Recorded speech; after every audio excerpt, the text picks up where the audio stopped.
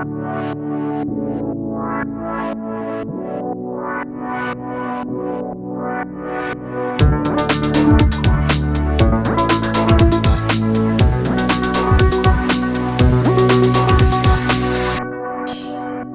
bien. Alors hier, on avait commencé à enregistrer un podcast qui s'est arrêté pour des raisons d'énergie. Et donc, on parlait des amitiés déchues. Et on avait commencé à parler de la possibilité qu'une amitié déchoisse.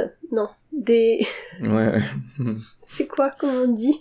Eh ben, le Des verbe choix choir, je crois que tu peux... Ouais. Soit déchu. Je crois pas que tu puisses l'utiliser... À cause de un changement ou une radicalisation dans une croyance quelle qu'elle soit, avec prosélytisme, une tentative de prosélytisme sur notre personne. Et je te donnais l'exemple... c'est surtout ça, ouais. Ouais, je te donnais l'exemple d'un pote qui se promenait avec une amie à lui, qui, tout en regardant le ciel, lui avait dit « Ah, qu'est-ce que tu penses des nuages ?» Et voilà, la conversation a dérivé sur les chemtrails. Ce qui est pas forcément problématique, c'est juste quelqu'un qui croit dans les chemtrails, c'est un peu chiant parce que moi j'y crois pas et du coup ça va être soit des angles morts de conversation, soit il y en a un des deux qui veut absolument convaincre l'autre que l'autre a tort et du coup c'est un peu chiant de garder une amitié comme ça quoi. Ce que je disais c'est que, et c'est ce qui me confirmait, c'est que quand tu crois aux chemtrails, tu crois rarement que à ça. Et donc te mets à croire que le gouvernement nous ment sur tout.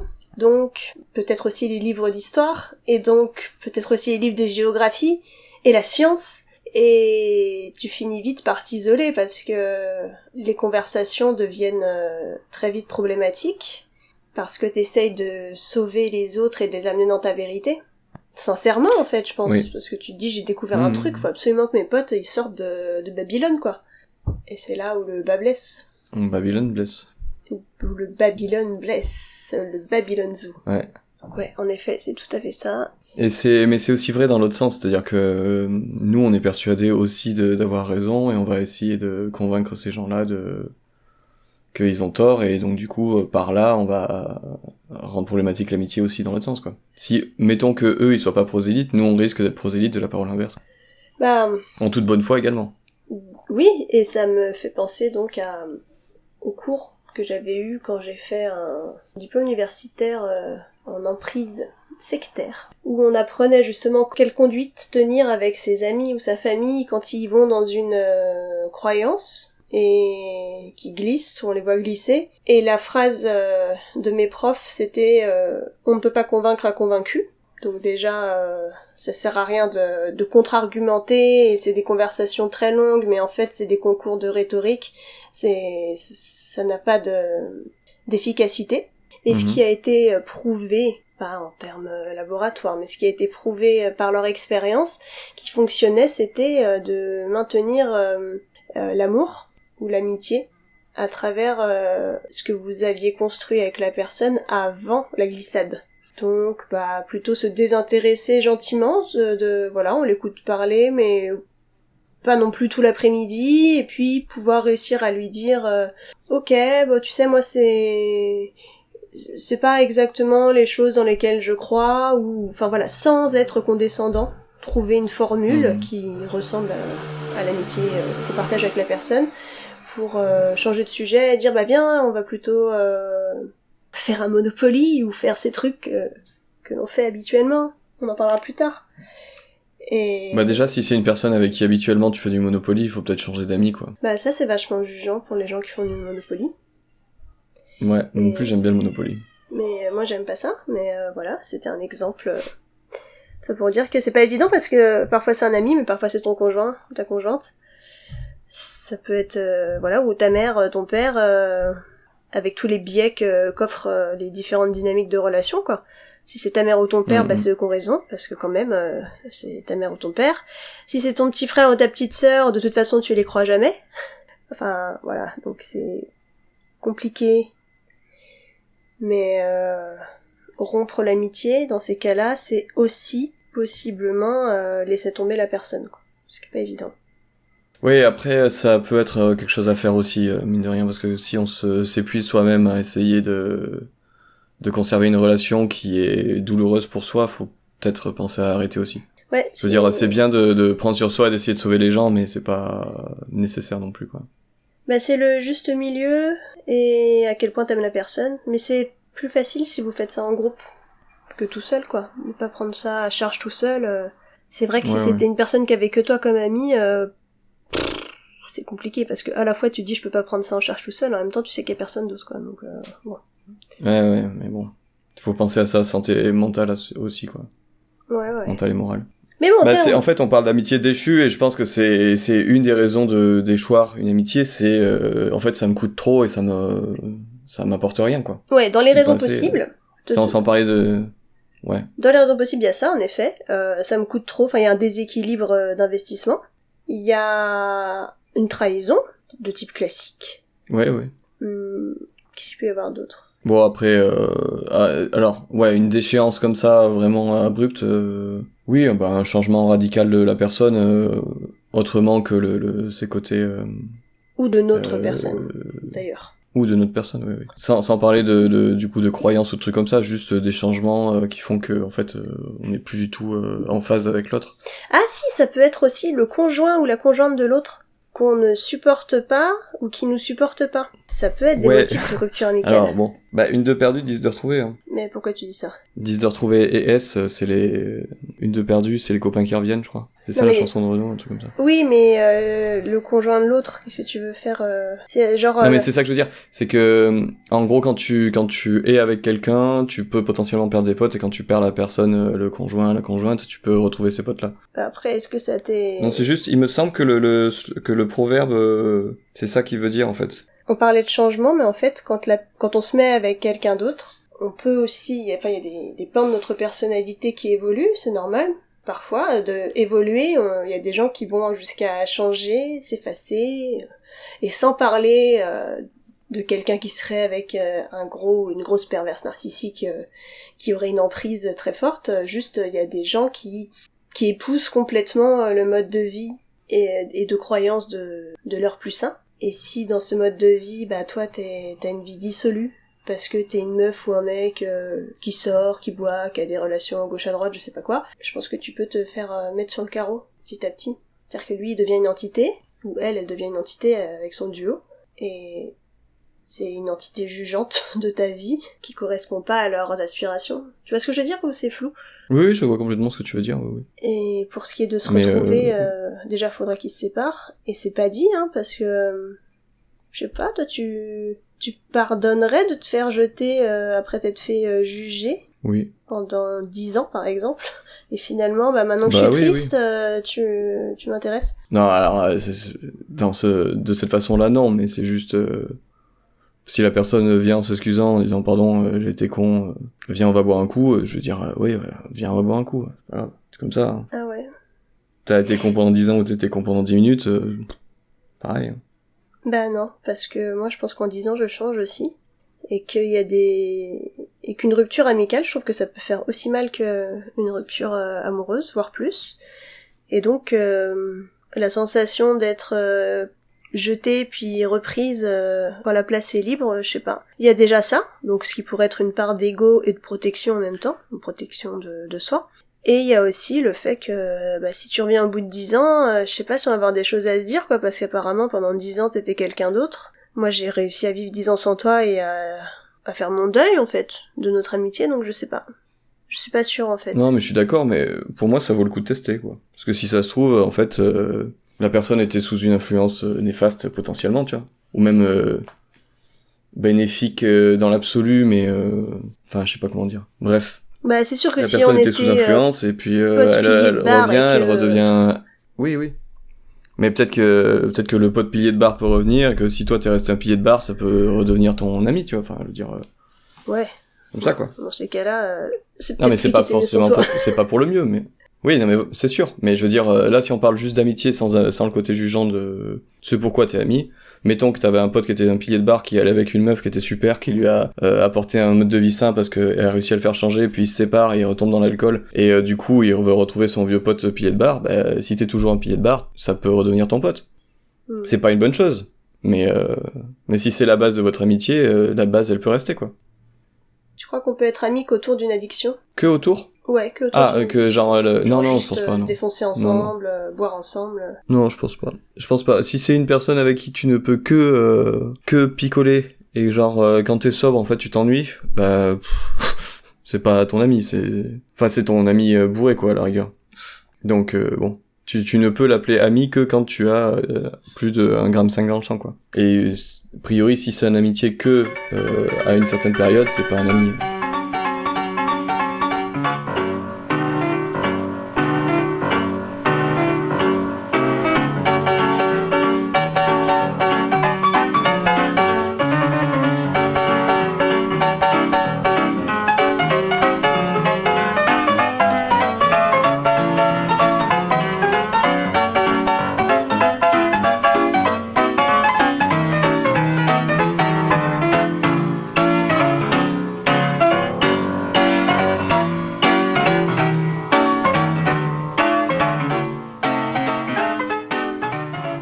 Alors, du coup, toi, si t'étais confronté à reprendre une amitié déchue, à la possibilité de rétablir, en fait, ce serait quoi tes paramètres ou tes facteurs que tu prendrais en compte? Bah, suivant la cause de la déchéance, c'est des excuses et une humilité, quoi, par rapport à ce qui s'est passé, je pense. Ça, c'est par rapport à la déchéance, et après, c'est juste, bah, est-ce que, au-delà de ce qui s'est passé, est-ce que quand on se revoit, parce qu'on va tenter, enfin, pour moi, on tente de se revoir, est-ce que quand on se revoit, c'est fluide ou c'est cassé, quoi? Si c'est fluide, on est amis, si c'est pas fluide, bah, on va pas tenter 10 ans, c'est bon, quoi. C'est dommage, ciao. Okay. Je vais mettre un peu ça à l'épreuve en juin, en revoyant un ancien pote. On verra ce qui se passe. Mais pour moi, c'est ça, si c'est fluide, ça peut redevenir un ami. Et une amitié qui aurait pris fin, et pour laquelle tu n'aurais pas de raison de se reparler, est-ce que parfois tu peux éprouver de la nostalgie? Bah oui, je pense, oui. Oui, parce que une amitié, c'est quelque chose de beau, et que même si ça s'est fini, et qu'il y a pas de raison que ça reprenne, c'était beau quand même à l'époque. Mais comme les relations amoureuses, pour le coup. Même si on avait de très bonnes raisons de se quitter, et qu'il y a aucune raison qu'on se remette ensemble, ou même qu'on pense même à se revoir. Même si on n'est plus amis, même quoi que ce soit, tu peux repenser avec nostalgie au bon moment d'une amitié ou d'une relation amoureuse, je pense. Ouais, je pense que c'est possible, sauf si évidemment la personne te mentait pendant tout ce temps et que donc tous les moments vécus... Tiens, je me suis posé souvent cette question. Est-ce que si la personne te mentait, tous les moments vécus étaient-ils faux? Ou alors, à partir du moment où ils étaient sincères de ton côté, ils avaient quand même cette valeur, même si l'autre, en fait, c'était un gros fils d'up en attendant. Non, en fait, moi, je m'en fous un peu de l'autre, quoi. Je veux dire, si pour moi c'était sincère, mes souvenirs ils sont sincères, et je peux avoir des moments de colère en repensant au fait que j'ai été trahi, entre guillemets, trompé complètement, et en même temps avoir des moments de nostalgie pour ces moments que moi j'ai vécu pleinement et sincèrement, quoi. Et c'est deux choses que je dissocie complètement. Ma coiffeuse m'a raconté une amitié déchue. J'ai trouvé l'histoire intéressante parce que c'était deux femmes qui s'étaient rencontrées à travers d'un épisode de maladie grave qu'elles avaient vécu toutes les deux. Donc avec tout ce qui est angoisse de mort et tout ce qui va avec. Elles étaient devenues cul et chemise, allant à la piscine, présentant leurs enfants l'une à l'autre, leurs maris, bref, des frangines, me disait-elle. Puis, il y a eu une histoire de vente de maison, donc l'ami devait vendre sa maison à ma coiffeuse, qui devait attendre de mettre de l'argent de côté, enfin voilà. Il y a eu un couac, finalement l'autre elle a vendu la maison à quelqu'un d'autre. Et en fait, ma coiffeuse me disait, ça m'a complètement bouleversée, enfin tu sentais que c'était fort, elle me le racontait, je me disais, pose ces ciseaux pendant que tu racontes cette histoire.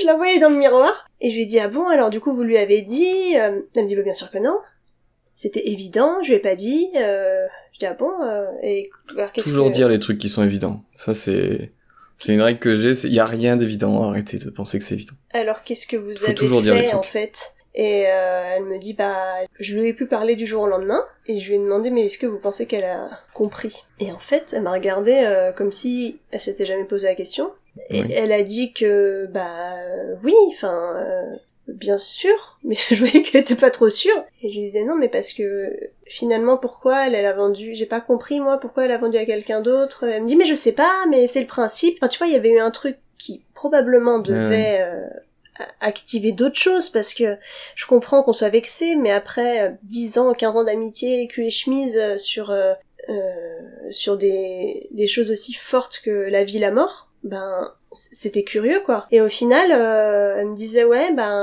elle m'a beaucoup manqué, elle me manque encore aujourd'hui, mais cette trahison, c'est vraiment trop une trahison. J'ai toujours pas compris vraiment où était la trahison, à part sur le fait que elle s'était projetée peut-être dans cette maison, elle a été très déçue.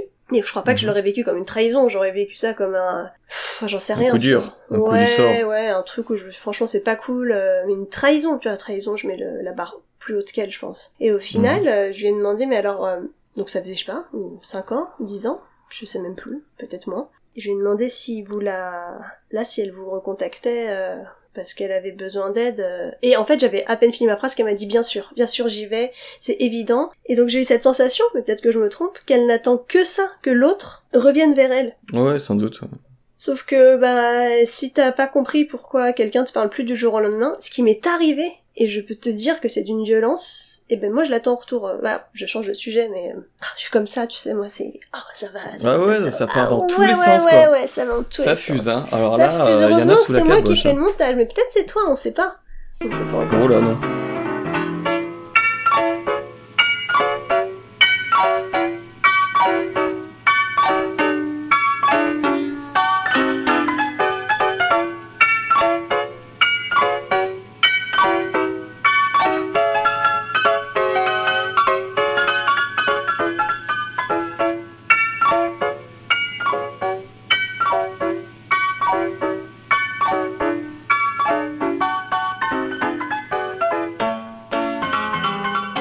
J'ai un pote qui m'a fait ça l'année dernière.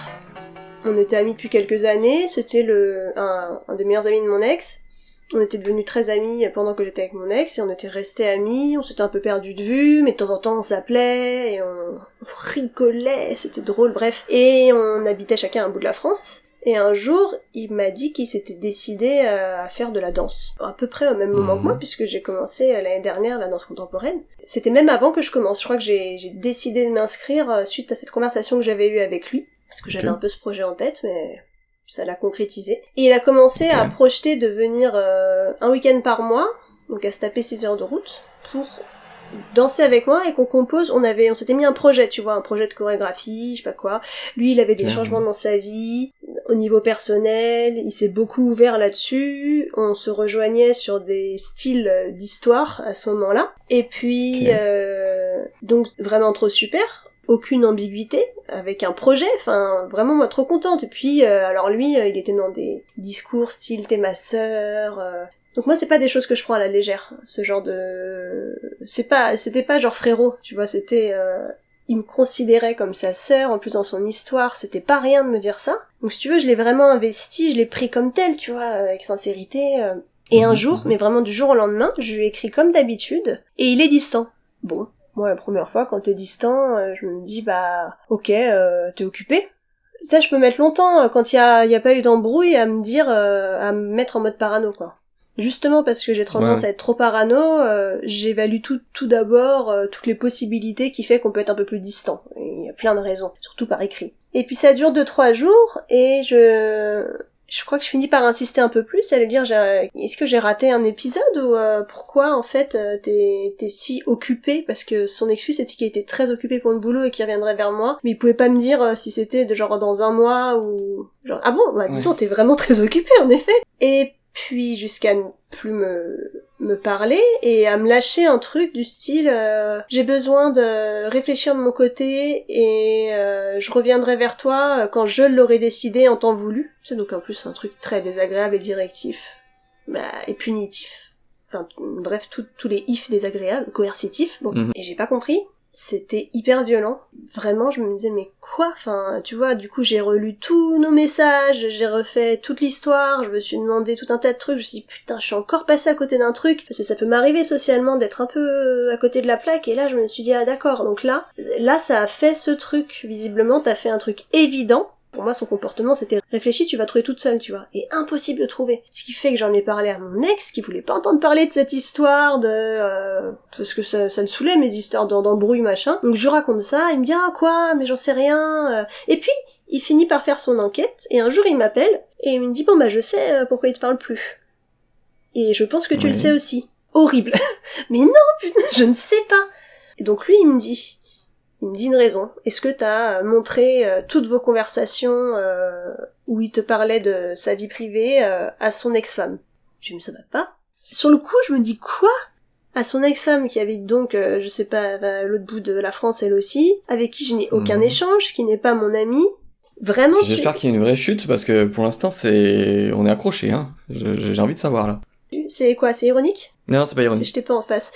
Et j'ai dit, mais ça va pas, déjà, juste de me poser la question. Il m'a dit, non, stop, ok. Pas de besoin de te justifier plus. Tu as plein de défauts. C'est mon ex, hein. Tu as plein de défauts, mais je sais que tu n'es pas une menteuse. Et là, je sais que tu n'es pas en train de me mentir. Je l'ai juste demandé, voilà, parce que si je le fais pas, et l'autre, il va me dire que ouais, c'est parce que c'est ton ex, machin. Donc je l'ai fait. Je sais que tu mens pas. J'ai réécrit direct, j'ai pas pu m'en empêcher, j'ai réécrit au mec, j'ai dit attends, tu crois vraiment que je suis allée copier tous nos messages déjà, mais qui, pourquoi? En fait, je comprends pas pourquoi je fais ça, c'est ridicule, et à quel moment tu viens pas me confronter et me demander, mais pourquoi t'as fait ça? Est-ce que t'as fait ça? Et je trouve ça hyper vexant que tu aies pu tout de suite présumer que c'était la vérité et couper court sans même me donner explication, tellement persuadée que c'était la vérité que j'allais m'en rendre compte toute seule. Et à ça, il m'a répondu je suis perdu, il faut que je fasse mon enquête, mais ne t'inquiète pas, je reviendrai vers toi dès que j'aurai vu plus clair. » Et en fait, j'avais du mal à avoir de l'affection pour ce message-là, parce que je me disais « Non mais attends, quelle enquête en fait? Est-ce que tu sais à qui tu parles? Est-ce que t'as pas compris qui j'étais en fait? Ça veut dire que depuis toutes ces années qu'on se connaît, depuis 10 ans là, 15 ans, tu n'as pas compris qui j'étais. » Et j'ai pas dit tout ça, j'ai juste dit « Ok ». Il est parvenu, je l'ai relancé, il m'a ressorti le coup de je réfléchis, et ça fait plus d'un an. Ça fait plus d'un an, donc je pense qu'il a... Soit il réfléchit très lentement, soit... je sais pas, déjà il est revenu avec son ex-femme, pour la petite histoire. Et son ex-femme, juste après cette histoire, moi j'ai voulu aller voir sur Facebook, enfin, elle m'avait retiré bloqué, tu sais. Comme c'est bizarre. D'après lui, il devait trouver la troisième personne, en fait, qui avait fait ça, mais t'as pas compris, il y a pas de troisième personne, en fait. Je sais pas, ça paraît évident, mais bref, écoute, je sais pas ce qui s'est passé, moi je pense juste que, vu qu'il m'avait... Attends, c'est quoi qui paraît évident, parce que... Ce qui paraît évident, c'est que son ex-femme l'a piégé, elle m'a sacrifié, en gros. Pourquoi je pense ça? L'inspecteur en moi, parce que, tu vois, il m'avait filé son mot de passe Amazon pour avoir Amazon Prime, et son mot de passe, c'était complètement un mot de passe nul. Je crois qu'il m'avait dit, en plus c'est facile, c'est le même mot de passe partout. Donc si moi je le sais, je peux dire que sa femme elle le sait. Donc si sa femme elle le sait, c'est très facile d'aller faire des captures d'écran ou de dire j'ai lu ça, voilà. Okay. Enfin, c'est évident quoi, c'est niveau énigme Mickey. Donc non seulement il sait pas qui je suis, mais il sait pas non plus qui est sa femme. Et donc au final bien fait. Donc je peux dire que s'il revenait là me dire bon j'ai réfléchi, où j'ai compris en fait que machine elle m'avait manipulée, je sais pas si j'ai envie. Parce que déjà je le trouve bête, et moi je trouve pas mes amis bêtes, je les trouve brillants, intelligents, et... Mais attends, mais c'était ton ami à la base, donc bah ouais, il est mais pas peut-être devenu que... bête du jour au lendemain. Peut-être qu'il est aveugle sur un c'est angle, moi qui me suis trompée, tu vois. Ah, peut-être. Ouais, ça peut... A priori, c'est surtout un angle mort, là, c'est pas... ça arrive, ça. En tout cas, peut-être que j'accepterais d'aller boire un verre, juste pour le voir essayer de ramer dans son histoire, et bah explique-moi, quoi. Mais je pense qu'on pourrait réussir à avoir la paix, mais une amitié, je pense pas, tu vois, dans ma tête, j'ai mis des mois à attendre, et entre-temps ça cicatrise, quoi. Quand ça cicatrise, tu rentres plus. Oui, non mais là je pense que c'est mort effectivement, mais après si ça se trouve tu le revois et puis tout est tellement fluide que tu te dis ah ouais bon ben non. En fait c'est oublié malgré moi quoi. Non. Ouais bon. Y a pas de tellement fluide, parce que figure-toi qu'entre-temps du coup je m'étais inscrite à la danse pour notre projet. Bon ça c'est super parce que j'ai adoré et je continue. Et c'est merveilleux, la danse c'est un des meilleurs trucs de ma vie. Mais enfin voilà, moi si tu me dis, encore une fois, quand je dis que je fais quelque chose, je le fais. Si tu me dis, viens, on fait une chorégraphie, mais on sait pas danser, il faut qu'on s'inscrive à des cours, bah je le fais. Et je l'ai fait, tu vois. C'est pas un truc... Si je te dis on fait un podcast, bah tu vois, on en est au 10e épisode, quoi. 9e d'ailleurs. Donc Ah oui, t'as compté? Ouais, bah je les note quand j'enregistre, puisque je fais le montage. Ouais. Donc dans l'autre sens, c'est pareil en fait, tu vois. Je me engage vraiment, mais je me désengage vraiment aussi. Je suis un peu entière. Ouais, t'es attachante. Non, d'aucuns diraient je suis bélier, d'autres diraient je suis entière. Bah, écoute, je sais pas ce que je suis, mais je fais ce que je dis, et puis je dis beaucoup ce que je fais aussi, c'est vrai, mais bon, écoute, au moins je parle pas dans le vent.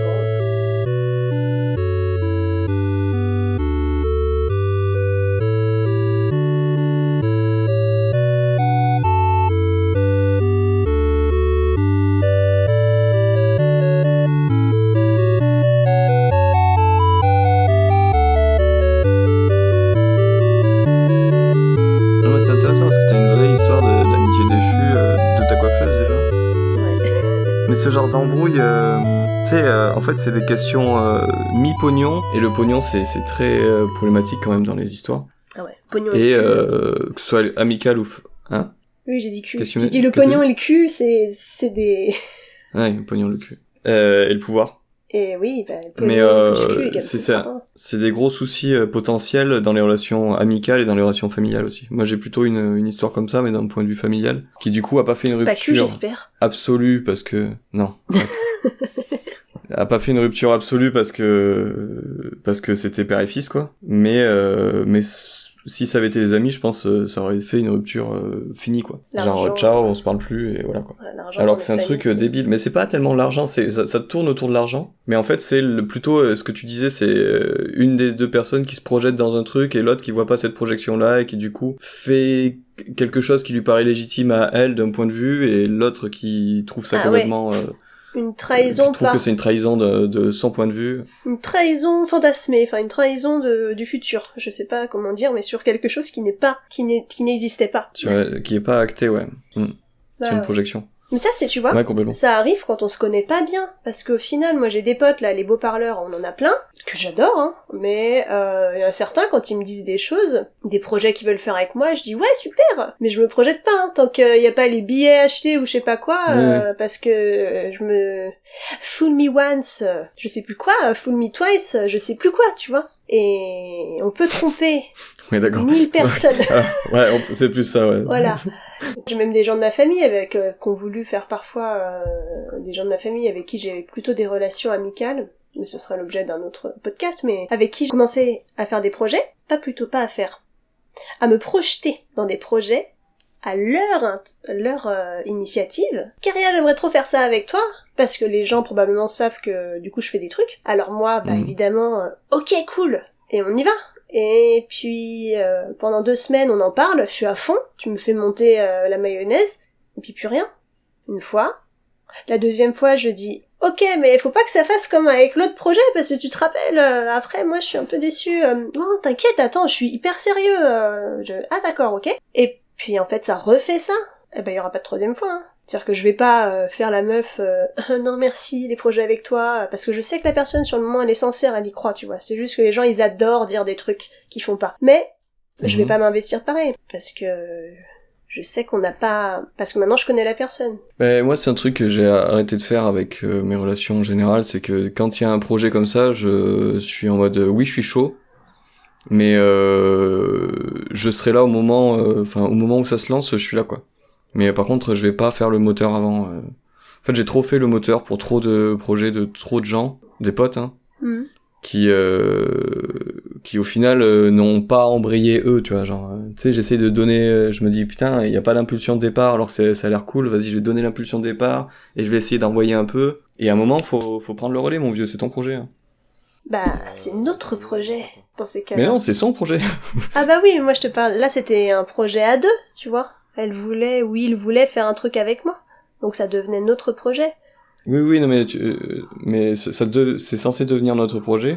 Mais à la base, c'est le projet de quelqu'un d'autre avec moi. C'est l'idée, ouais, que moi, je veux bien embrayer et faire le moteur. Mais faut qu'à un moment, il y ait un coup de pédalier de l'autre côté. Il y en a des gens qui disent parce que c'est notre projet et après on dirait que c'était pas notre projet et que c'était leur projet. C'est pas beaucoup plus agréable. Hein. Oui, mais ça dure longtemps en plus. C'est dans des trucs un petit peu.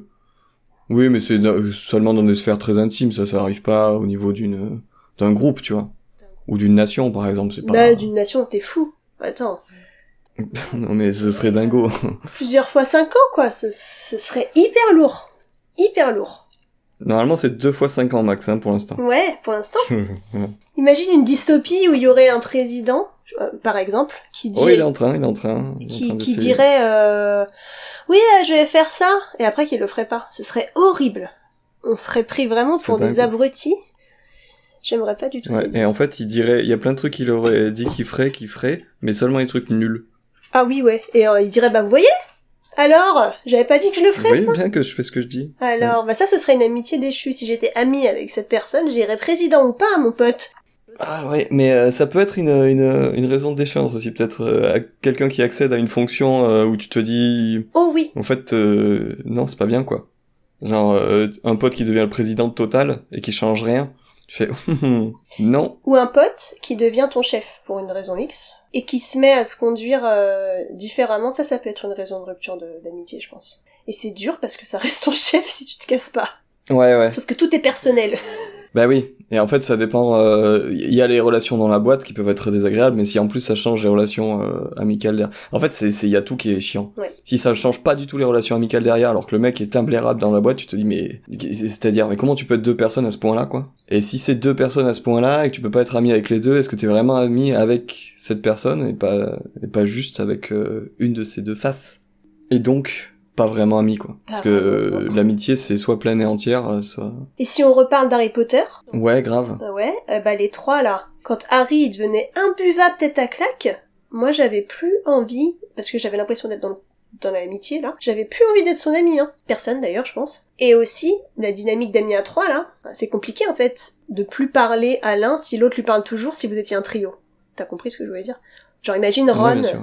Il avait dit, bah vas-y Harry, moi je te parle plus, et Hermione, ah bah non mais moi j'aime bien toujours Harry, et j'aime bien toujours toi aussi, Ron. Bah c'est relou, parce que les soirées à 3... alors déjà, il y a plus de soirées à 3, a priori, et c'est plutôt relou pour Hermione que pour les deux autres. Ouais. Parce que elle doit switcher son emploi du temps entre les deux autres, quoi. Bah elle a le bijou de mon cul, là. Oui. Elle peut faire ça. Mais mauvais exemple. Non mais c'est-à-dire que du coup, pour gérer une amitié à 3 avec deux personnes qui se parlent plus, si t'es la troisième personne, il te faut un truc pour remonter dans le temps, ouais. C'est bon, quoi.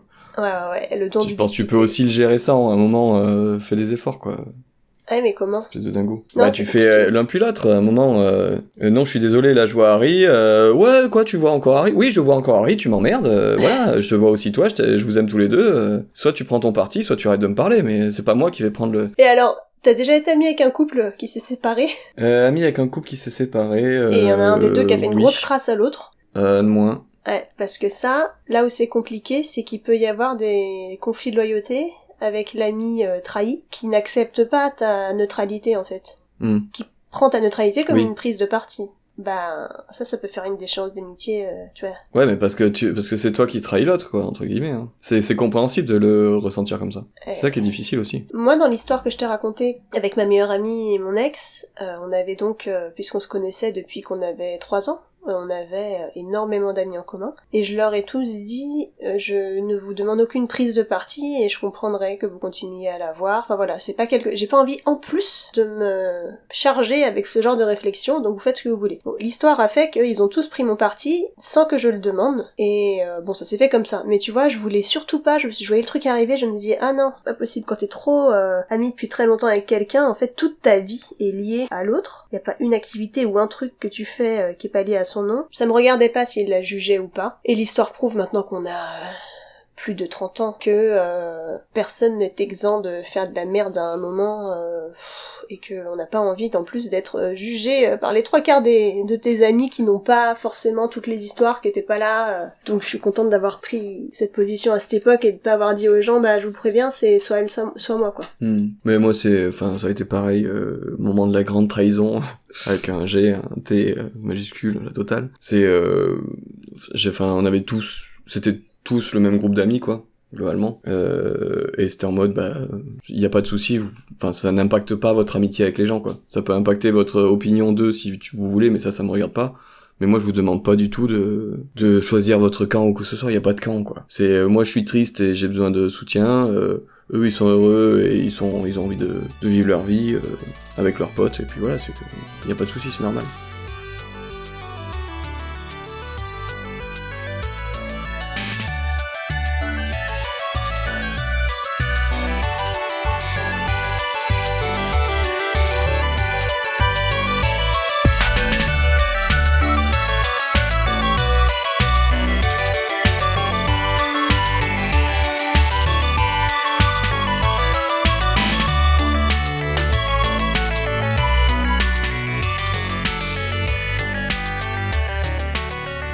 Et alors, petit dilemme. Maintenant, tu es une personne, par exemple, je suis en couple avec François Clouzet, bon, hyper bizarre à imaginer, mais admettons. Donc, t'es super pote frérot avec lui, on a bien compris dans tous les épisodes. Et beaucoup plus qu'avec toi, oui. Voilà, un peu plus, mais on est quand même amis. Et il fait un truc de fils d'up, mais genre vraiment un truc, tu te dis, oh, quand même c'est chaud. Non, mais il a raison.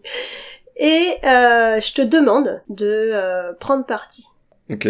Tu me demandes, ça veut dire quoi prendre parti? Ça veut dire ne Eh plus ben, lui je parler te demande non, pas de plus lui parler. Si, attends, il faut que je me décentre de moi. On dit que je suis pas moi. Si, je te demande de... voilà, maintenant, je pourrais pas supporter d'être amie avec toi si tu continues à être amie avec une personne qui a fait tout ça. Genre qui a commis un crime sur quelqu'un de ma famille, par exemple.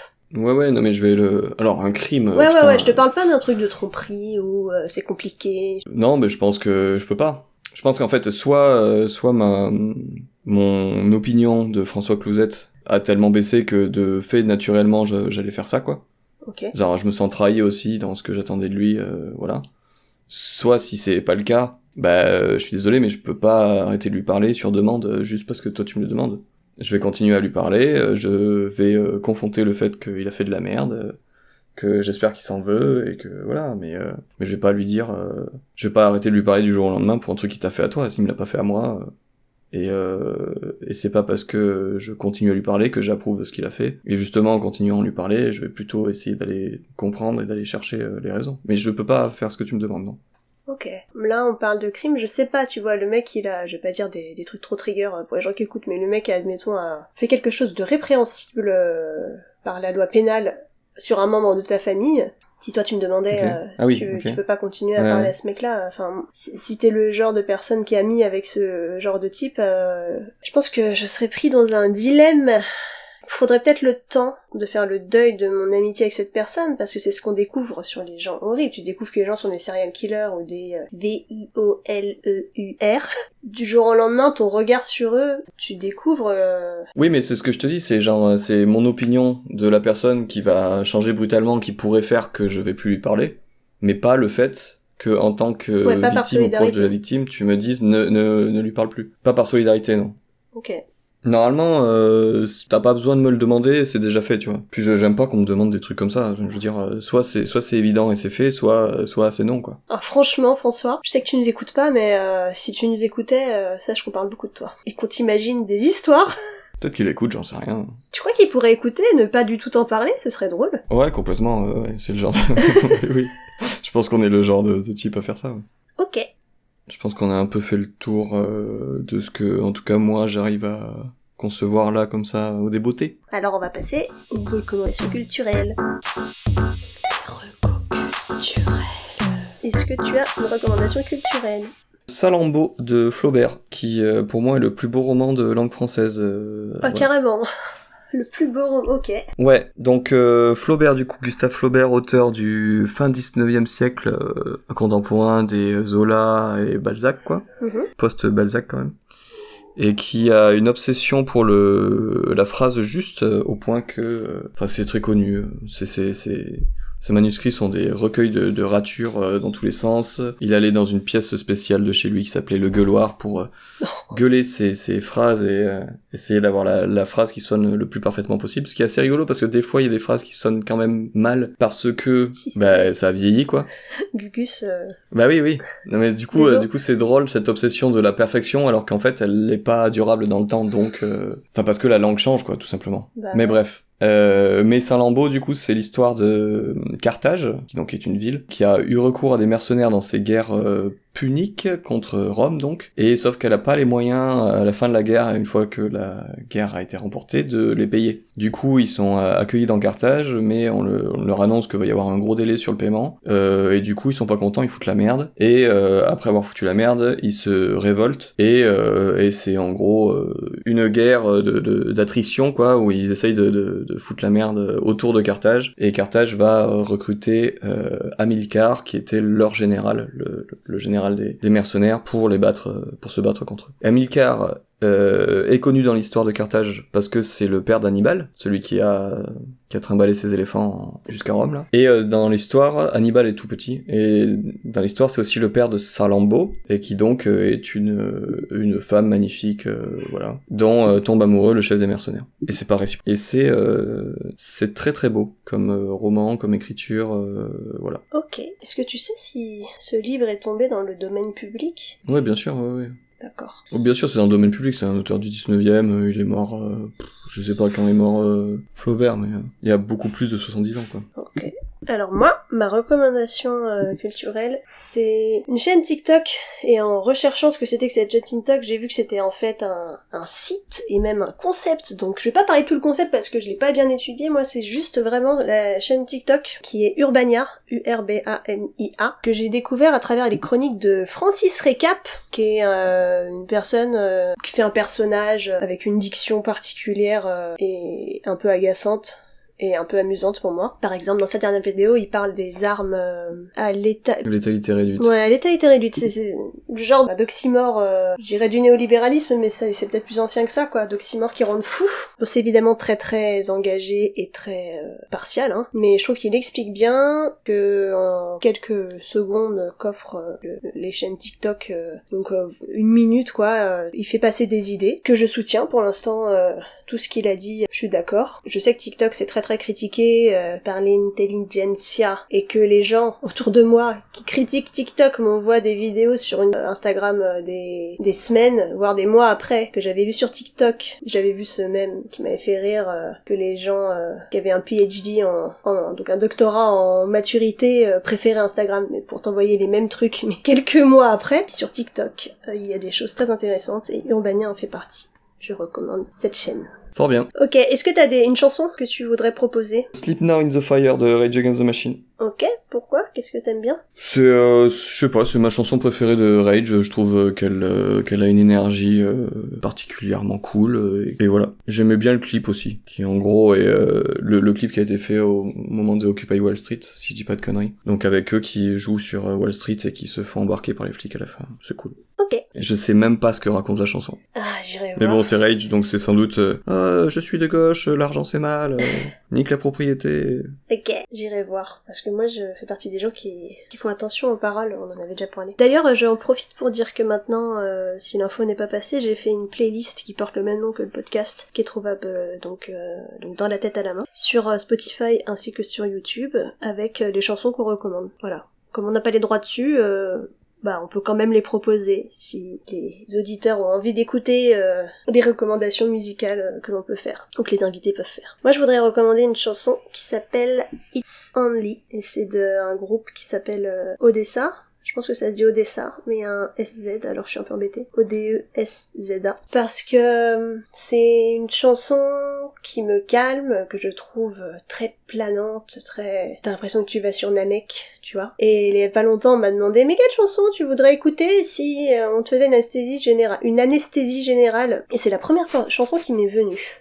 Les paroles sont pas celles que je pensais, mais je ne les entends que comme ça. C'est-à-dire que It's Only, elle dit dans le... C'est une femme qui chante, et elle dit It's only water, it's only fire, it's only love. Donc ce n'est que de l'eau, ce n'est que du feu, et ce n'est que de l'amour. Et en fait, c'est cette phrase-là, It's only love. Moi, ça me parle, je l'isole complètement du reste de la chanson, donc je me réapproprie les paroles, mais c'est vrai que l'amour, ça a l'air de faire tellement peur à certaines personnes, que parfois je me dis non mais c'est que de l'amour en fait, c'est pas, je veux dire, il y a des trucs quand même vachement plus flippants, pour des raisons évidentes de dangerosité. Donc oui, l'amour c'est une prise de risque, mais ça reste que de l'amour. Voilà. Les serpents par exemple, c'est beaucoup plus dangereux. Ouais, ou les hommes, statistiquement, c'est plus dangereux que les serpents. Peut-être que c'est dangereux de tomber amoureux d'un homme du coup. Donc finalement, It's Only Love, ça dépend avec qui quoi.